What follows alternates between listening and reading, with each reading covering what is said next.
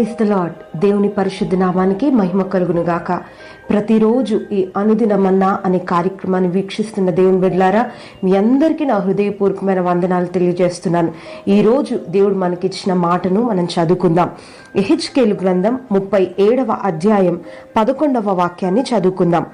అప్పుడు ఆయన నాతో ఇట్లనెను, నరపుత్రుడా, ఈ ఎముకలు ఇశ్రాయేళ్లనందరినీ సూచించుచున్నవి. వారు, మన ఎముకలు ఎండిపోయెను, మన ఆశ విఫలమాయెను, మనము నాశనమైపోతిమి అని అనుకొనుచున్నారు.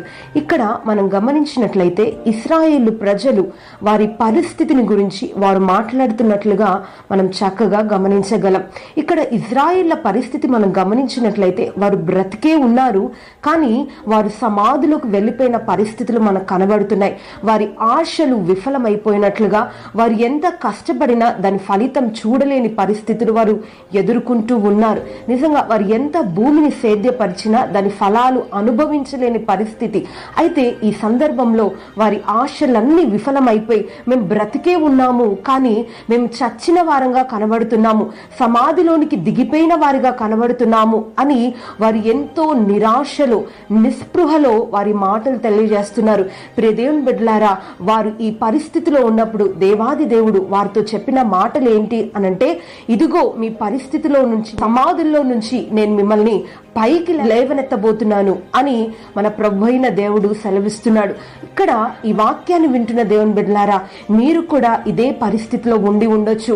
బ్రతికి ఉన్నామండి కానీ చనిపోయిన స్థితిలో మా పరిస్థితులు ఉన్నాయని, మా ఆశలన్నీ విఫలమైపోయాయని మీరు అనుకుంటున్నారేమో. నిజంగా ఎంతో కాలం నుండి పిల్లలు లేరు అన్న పరిస్థితుల్లో, ఎన్నో సంవత్సరాల నుండి మీ వ్యాపార విషయంలో, మీ ఉద్యోగ విషయంలో మీ ఆశలన్నీ కోల్పోయి ఇంకా చావే శరణమన్నటువంటి పరిస్థితిలో మీరు ఉన్నారేమో. మీ చదువుల్లో మీరు ఎంతగానో ప్రయాసపడి ఓటమిని అనుభవిస్తూ ఇంకా మా ఆశలు మేము కోల్పోయామండి, ఇంకా మాకు ఆశలు లేవనుకుంటున్నారేమో. ప్రియ దేవుని బిడ్డలారా, ఈ రోజు దేవుడు మీకు ఇస్తున్న వాగ్దానం ఏంటంటే, మీ ఆశలన్నీ మీరు కోల్పోయినా, మీ ఆశలన్నీ విఫలమైపోయాయి అని మీరు అనుకుంటున్నా, దేవుడు మీ సమాధుల్లో నుంచి మిమ్మల్ని లేవనెత్తబోతున్నాడు. నిజంగా మీ పరిస్థితులన్నిటినీ దేవుడు చక్కపరిచి సమాధుల్లో నుండి సమభూమి కలిగిన ప్రదేశంలోనికి దేవుడు మిమ్మల్ని నడిపించబోతున్నాడు. ప్రియ దేవుని బిడ్డలారా, మీరు నమ్మినట్లయితే తప్పకుండా దేవుని కార్యాన్ని మీరు చూస్తారు. ఎందుకు అనంటే, మన దేవుడు భూమి ఆకాశాన్ని సృష్టించిన దేవుడు, ఆయనకు అసాధ్యమైంది ఏదీ కూడా లేదు అని ఆయన లేఖనాల్లో సెలవిస్తున్నారు. మీరు నమ్మినట్లయితే తప్పకుండా మీరు ఎక్కడ విఫలమైపోయారు, ఏ స్థితిలో మీరు దిగజారిపోయారు, ఏ స్థితిలో మీరు పడిపోయారు, ఏ స్థితిలో ఓటమిని అనుభవిస్తున్నారు, అదే స్థితిలో దేవుడు మిమ్మల్ని లేవనెత్తి మీ జీవితాల్లో మరలా సంతోషాన్ని, నిర్జీవమైన మీ పరిస్థితుల్లో మరలా జీవాన్ని దేవుడు కలిగించబోతున్నాడు. కాబట్టి ఈ వాగ్దానాన్ని నమ్మి వాగ్దానం మీద చేతులుంచి మనం అందరం కూడా ప్రార్థన చేద్దాం. తప్పకుండా ఈ వాగ్దానాన్ని దేవుడు ఇశ్రాయేలు ప్రజల్లో మాత్రం కాదు, ఈ దినం వాగ్దానాన్ని వింటున్న మీ అందరి జీవితాల్లో ఈ వాగ్దానాన్ని దేవుడు స్థిరపరచాలని ఆశపడుతున్నాడు. ఈ వాగ్దానాన్ని అందరం కూడా మనం స్వీకరించి ఈ వాగ్దానాన్ని బట్టి దేవునికి ప్రార్థన చేసుకుందామండి. ప్రార్థన.